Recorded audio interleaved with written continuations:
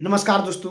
अगर कोई एंकर विपक्षी पार्टी के प्रवक्ताओं को एक टीचर की तरह डांटता है तो वो है डीडी न्यूज के एंकर अशोक श्रीवास्तव जी। जो भी एंकर के निशाने पे चढ़ता है, यानी जो भी प्रवक्ता अशोक श्रीवास्तव जी के निशाने पे चढ़ता है, उसके बाद आप लोग पूछो मत कैसे उसका धागा खोलने लगते हैं। यही हाल हुआ टीएमसी के एक समर्थक का एक डिबेट के दौरान। आप लोग खुद ही देख लीजिए। आप क्या चाहते हैं कि केंद्र सरकार वहां धारा 356 लगा दे, ममता सरकार को बर्खास्त कर दे? आप ये चाहते हैं?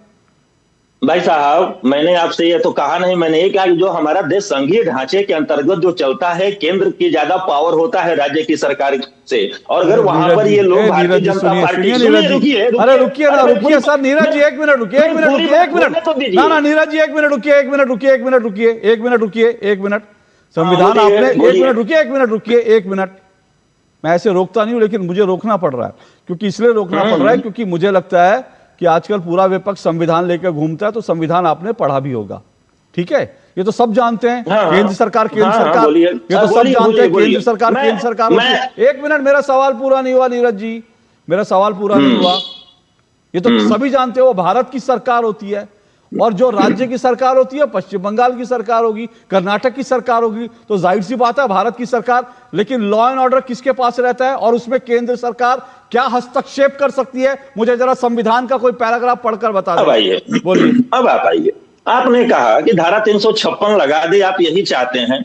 बिल्कुल चाहता हूं। बंगाल की जनता से ज्यादा, बंगाल की जनता से बढ़ के ममता बनर्जी की सरकार नहीं है, न ही टीएमसी पार्टी है। ओके। और न ही देश है। ठीक है, अगर इतनी खामियां, इतनी त्रुटियां हैं, ठीक है सर, तो कार्रवाई करने में आपत्ति क्या? पॉलिटिकल मुझे एक मिनट तुम जी आ रहा हूं, एक मिनट मुझे लगता है ये बड़ा स्टेटमेंट है, राजनीतिक स्टेटमेंट है। अगर बंगाल के अंदर, पश्चिम बंगाल के अंदर जो ममता बनर्जी के समर्थक हैं वो भी चाहते हैं कि वहां पर 356 लग जाए, ममता बनर्जी की सरकार को बर्खास्त कर दिया जाए, क्योंकि बंगाल की जनता जो है वो इंपॉर्टेंट है, तो मुझे लगता है तुहिन सिन्हा जी अगर ममता बनर्जी के समर्थक नीरज रॉय यहां अपील कर रहे हैं आपसे, बंगाल को बचाइए सर।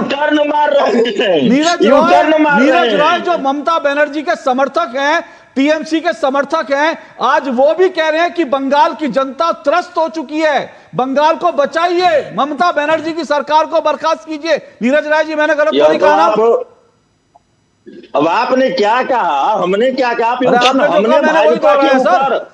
आपने जो कहा मैंने वही दोहराया कि बंगाल की जनता। एक मिनट नीरज राय, एक मिनट मेरे दर्शकों, एक मिनट नीरज राय सुनिए,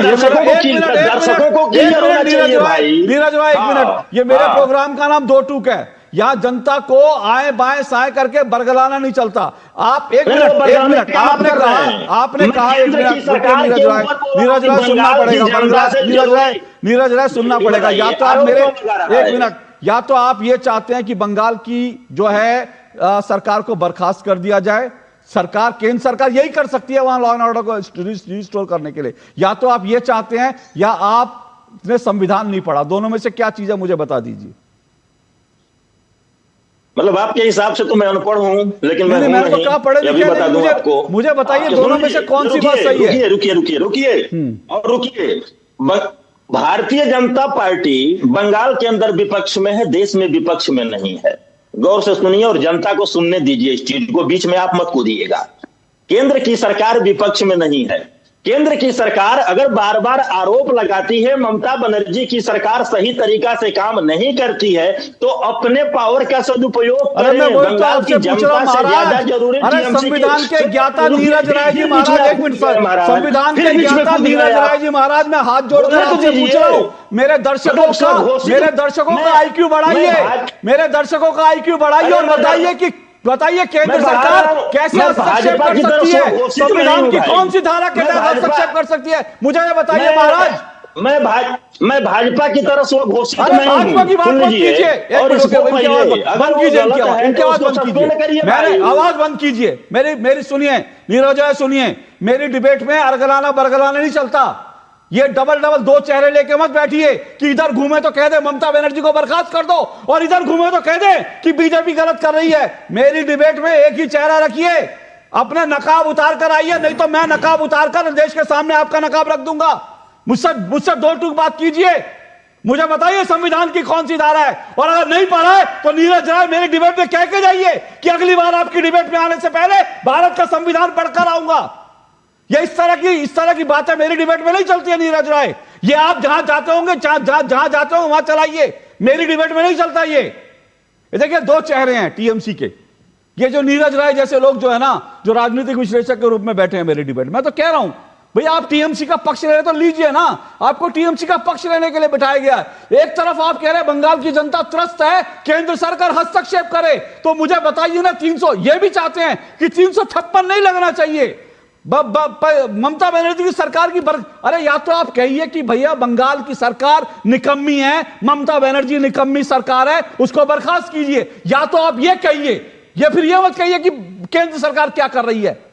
जिन्होंने भारत का संविधान पढ़ा होगा उनको पता होगा लैंड के मामले में। अपनी डिबेट में रोज टीएमसी के जो समर्थक बैठते हैं मुझे उनको बताना पड़ता है, क्योंकि वो बिना पढ़े लिखे आते हैं, उनको पता नहीं है कि लैंड जो है वो केंद्र सरकार के अधीन नहीं आती है।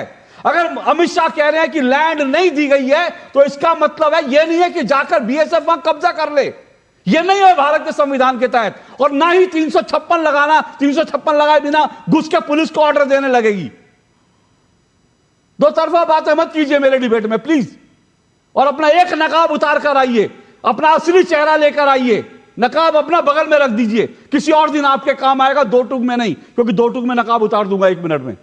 तो इनसे ना बोलिए, नहीं नीरज राय ऐसे नहीं चलेगा, नीरज राय ऐसे नहीं चलेगा। नकाब उतारिए, उसके बाद आ रहा हूं आपके पास, तब तक नकाब उतार लीजिए, चेहरा वेरा धो लीजिए। खत्म, bye bye, tata, good bye.